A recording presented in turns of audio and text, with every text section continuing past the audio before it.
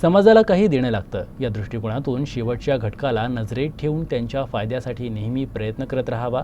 यातूनच जगण्याला अर्थ मिळेल आणि आयुष्य जगण्याची दिशा मिळेल, ध्येय प्राप्त होईल, असं प्रतिपादन नागपूर उच्च न्यायालयाचे न्यायमूर्ती अनिल किलोर यांनी केलं. गावात परत जाल तर तिथे जी काही माहिती आहे त्याचे पत्रक त्यांनी छापलेले आहेत. ते पत्रक घेऊन जा, आपल्या मित्रांना नातेवाईकांना त्याची माहिती द्या आणि ज्यांना ही सगळी टेक्नॉलॉजी कळते त्यांना शिकवावं स्मार्टफोनवरून कसं या योजनांपर्यंत पोहोचायचं, कसा या योजनांचा फायदा घ्यायचा. आणि जर आपण असं करू शकलो तरच या कार्यक्रमांना आपण म्हणू की खऱ्या अर्थाने अर्थ प्राप्त झाला. अन्यथा आम्ही आमचा वेळ इथे येऊन जो दिला तो व्यर्थ होऊन जाईल.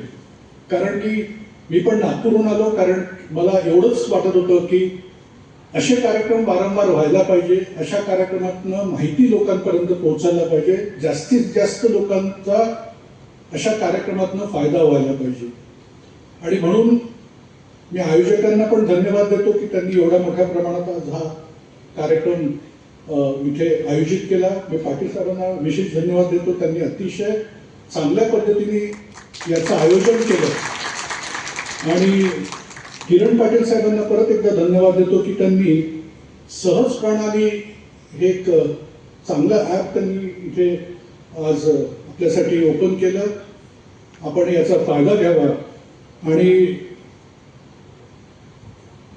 तो जो मी शेवटचा माणूस म्हटलं तो नेहमी नजरेत ठेवून आणि या समाजाचे उपकार नेहमी लक्षात ठेवून प्रत्येकाने या समाजासाठी काय करावं आणि समाजाला काही द्यावं हाच प्रयत्न नेहमी करत राहावा. तर तुमच्या जगण्याला आपोआपच अर्थ मिळेल. ती आयुष्यभर शोधण्याची गरज नाही याची माझा जन्म का झाला, माझ्या आयुष्याचा काय अर्थ आहे हे शोधण्याची गरज नाही, आपोआप त्याला अर्थ मिळेल असं मला वाटतं. तुम्ही मला इथे इतक्या शांततेने ऐकून घेतलं, तुमचे धन्यवाद. जय हिंद, जय महाराष्ट्र.